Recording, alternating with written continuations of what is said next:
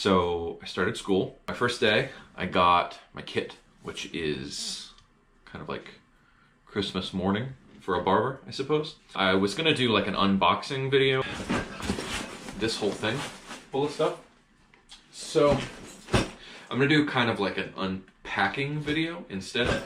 Combs and razor blades and a straight razor and a brush. We got tape, spray bottle. This is a blade holder, my aftershave. Oscar blades and some talcum powder. We got a mirror, a dispenser for neck strips, a barbicide jar, disinfecting jar, a blow dryer, Conair Ionic ceramic dryer, Oster Classic 76 clippers, an Andis Slimline Pro cordless trimmer. These, my clippers. So the Wall 100-year anniversary clippers are all shiny and chrome. So that's exciting. They look nice. I know my girlfriend was really pissed off that I got these because she's been wanting to buy them. So anyway, that's the, oh no, I'm sorry, there's one more thing. There is a half of a packing peanut. So we're on our way to the theater right now to see Pet Sematary. This is my girlfriend, Stephanie. She's also a barber and watches horror movies. I came prepared here with my WWJD shirt. I just recently, in the last couple weeks, finished the Pet Sematary audiobook, so I'm fully prepared to be disappointed by this. We watched the original Pet Sematary movie like a week ago, and I remembered it being really like corny and bad, and rewatching it, I actually really liked it. If this one could be better than the original, that would be amazing.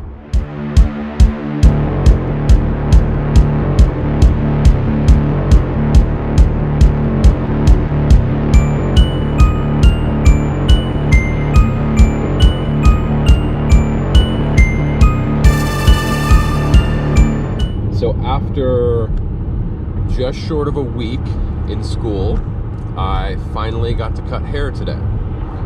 So that was fun. It was scary, which is weird because like I've been cutting my girlfriend's hair for, I don't know, like 5 months now, maybe, something like that. But that's the same haircut that I do over and over. It's somebody I know, and she has repeatedly told me, well, if you screw it up, we'll just shave my head.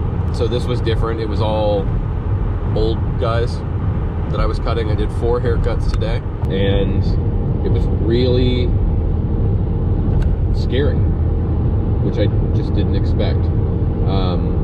Also, I forgot to take my anxiety medicine today. So that may have something to do with it, but I kind of don't think so. I think it was just a kind of fear of a new thing. You know, I want my instructor to think I'm doing a good job, and I know he's going to check every haircut. So I think that plays a big part in it, of like wanting it to be, you know, good the way it is, and not have a ton of stuff for him to fix in it. But it was fun. I really enjoyed myself. I only got to go to school for half a day today because I have to go to work. I don't know, I'm excited. I'll probably be learning something new every day.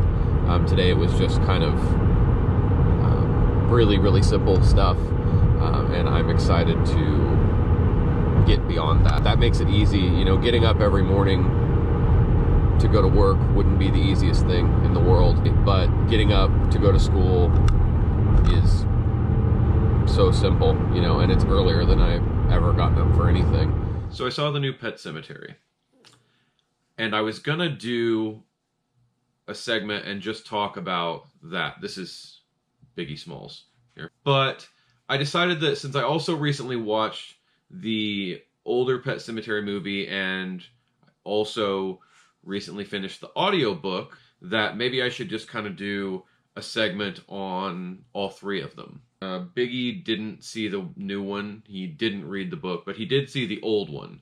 As far as the book goes, I love it. I had never read it before. I'd had it for forever. It's fantastic. There's so much to it that, having only seen the original movie when I was growing up, that I never knew about. It's a lot more character driven, and there's a lot more heart to it. Are you bored? I didn't really know that Judd was kind of the second main character and that he was so important. There were definitely times in the book that I got choked up. As scary as the movie was to me when I was little, I expected the book to just be that nonstop. And it is definitely scary. There's things in the book that were really, really creepy to me.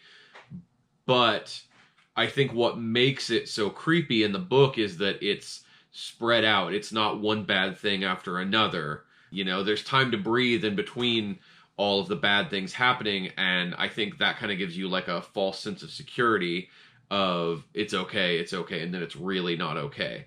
So that's a major difference between the two movies and the book.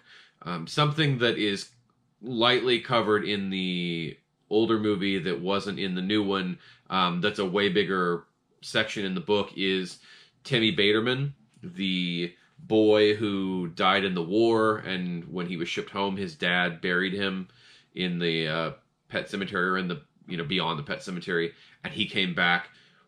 If you don't know, if you haven't read the book, if you've only seen the movie, he just kind of comes back and is a zombie, and then he ends up, they burn the house down with him and his dad inside. In the book, he comes back and is around for a while, and then all the men from the town are kind of going out there to handle the situation, and they come out, he's in the backyard just staring up at the sun, and Judd says he was just looking at the sun and he knew things.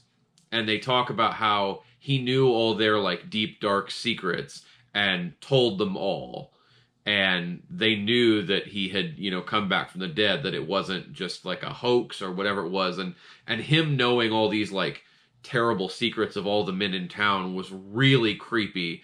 I'm disappointed I didn't get it in the new movie, and it wasn't covered at all. It's, you know, a flash by in a little newspaper clip, and that's all that we get for Timmy Baterman. Another thing about the movie that I wish they had, I guess we're just going to sleep now. We're bored with Pet Sematary. You know, the first trailer came out and they spoiled that they were going to kill Ellie instead of Gage.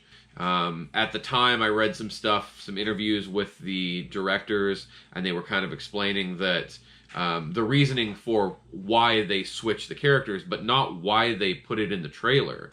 If you didn't know that was coming, and you're expecting Gage to get hit by the truck, and then he doesn't, and then Ellie does, you would have been like, holy fucking shit. So it's disappointing to know that they had that moment and just gave it away. There's a lot less heart to it, I think, than the older movie, and definitely a lot less in the book. Judd is a smaller character. When Church comes back, he's just evil. In the book, the cat is different, and they treat him really badly, and he smells funny and all this, but he's not evil.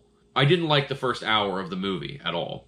About the time Ellie died, it got really good for the last 30 minutes or so. The ending, I really loved. It's very, you know, bleak and hopeless, and I'm into that for a horror movie. A horror movie doesn't have to have a happy ending. The ending of the older movie is super corny and bad. The ending in the book is good, but honestly, between the three, I think that the new movie has the best ending. And the little girl that plays Ellie is unbelievable.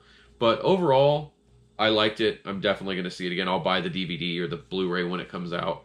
So, that's what we thought.